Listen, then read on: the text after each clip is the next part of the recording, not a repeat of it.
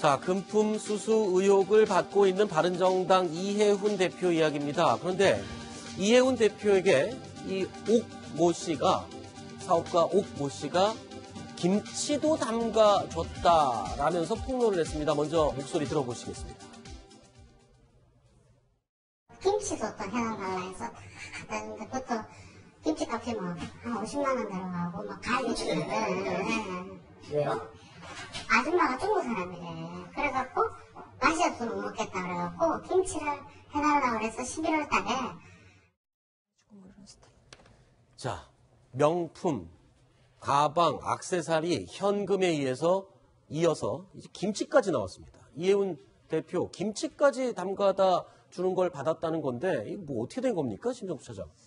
어쨌든 이제 뭐 돈 거래도 수차례 있었고요. 네. 뭐 몇백만 원씩이고, 뭐 이해훈 대표는 받았다고 얘기를 하는데, 저 옥모 씨가 제가 바른당을 좀 취재를 해보니까요. 이해훈 대표하고 고향이 같다 뭐 이렇게 하면서 굉장히 친밀하게 이해훈 대표가 마산이 그 고향이잖아요. 그래서 같은 고향 출신인데 뭐 김치 뭐 고향 맛이 나는 김치 같은 것들 한번 드셔보셔라 라면서 먼저 얘기를 했다. 뭐 이런 식으로도 얘기를 합니다. 그렇지만 이제 옥 저 대표 같은 경우에 반대로 얘기를 하죠.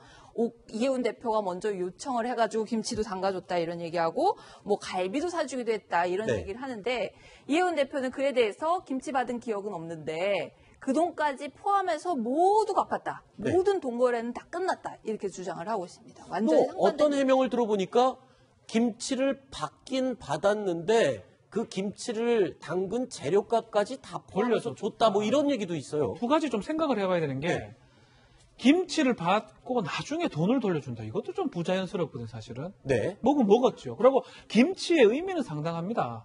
아무나 김치를 누가 우리 김치 식성을 어떻게 알고 김치를 담가줍니까? 그렇죠. 보통 그리고 뭐 굴을 젓을 넣을 수도 있고 뭐 입맛이 다 다르거든요. 네. 그러니까 김치를 주고 받는 관계라면 네. 상당히 편한 관계 이상이라고 생각을 해야 됩니다. 네. 이해훈 대표가 요구를 했던 아니면 옥모 씨가 본인이 직접 만들어 가져갔던 어쨌든 간에 엉뚱한 사람이 김치를 갖고 오면 안 먹죠 당연히. 그러니까 그만큼 관계 부분을 봤을 때는 조금 이 옥모 씨 쪽에 조금 유리하고 주장하는 이해훈 대표한테 좀 불리한 측면이 있는 게 아닌가. 갚았다고 하더라도 불리하고 그 김치 자체의 의미가 좀 크지 않을까 저는 생각이 듭니다. 그렇군요.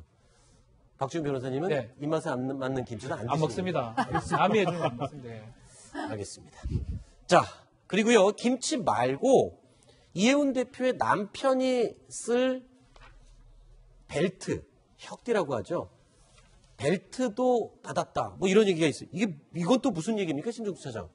네, 어쨌든, 뭐, 명품 지갑이라든지 옷, 이런 코디 같은 것들을 해줬다고 했는데, 이해훈 대표의 남편분이 교수를 하고 계시잖아요. 그러면, 받으면은, 이해훈 대표가 코디를 위해서 액세서리를 받았다는 거는 솔직히, 글쎄요, 이해를 할 수가 있을 것 같습니다. 그런데, 이해훈 대표의 남편 것을 받았다 그러면 남편을 코디해 줄 이유는 없잖아요. 그런데 이제 이 옥 씨의 일방적인 주장입니다. 일방적인 주장은 어쨌든 이 대표가 먼저 사달라고 했다는 주장을 했어요. 옥 씨의 주장인 거죠. 그렇죠.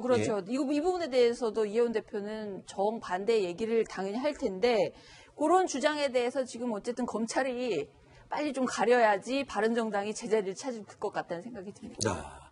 이게 어제도 저희가 잠깐 언급을 했습니다만 이해훈 대표의 금품수수 의혹, 이건 지금 정계 개편을 염두한 빅브라더, 그러니까 누군가가 뒤에서 조종하고 있는 게 아니냐, 이런 얘기가 정치권에서는 돌고 있습니다.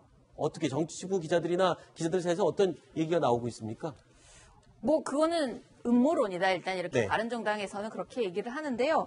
그 바른당 내부에 이 사건이 터지기 전에 굉장히 그 갈등이 노골화됐던 거는 사실입니다. 이해훈 대표와 유승민 의원, 뭐 김세현 의원 이런 이른바 친유승민 파가 있고 그렇지 않은 사람들 이제 비주류라고 해서 김무성 의원이라든지 김무성 의원 주변 사람들 이런 의원들을 얘기하는데 바른정당 관계자가 저런 얘기를 뭐 제가 통화한 관계자는 아닌 것 같은데 아무튼 비주류와 친했기 때문에 그 비주류들이 이해훈 대표를 몰아내기 위해서 이번 일을 꾸민 것이다. 이렇게 주장을 하면서 마치 이제 자유한국당과 통합을 위한 명분을 이해훈 대표가 날아가면 이게 대표가 지금 금품수수 부정부패 때문에 당을 망쳤다 하면서 갈 수 있는 그 명분이 되지 않습니까? 네. 자, 이해훈 대표는 굉장히 진실은 본인만이 알고 있다라고 주장을 하고 있고 당 대표 자리에서 물러나야 된다라는 부분에 대해서는 조금만 시간을 달라고 적절한 시기를 보고 있다라고 얘기를 하고 있습니다. 그게 어떤 진실을 밝히기 전까지의 시간을 달라는 건지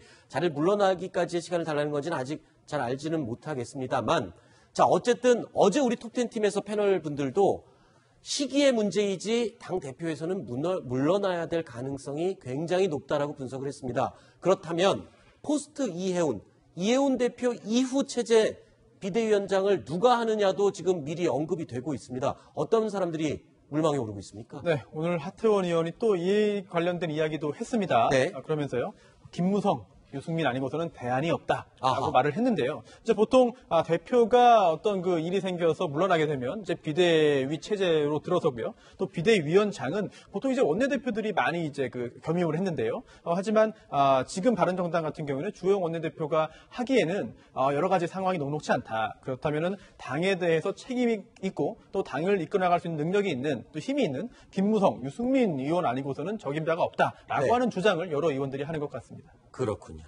자, 이해운 대표 앞으로의 거취를 어떻게 할지 아니면 이 상황을 어떻게 헤쳐나갈지 지켜보도록 하겠습니다. 조만간 결론이 날 것 같습니다.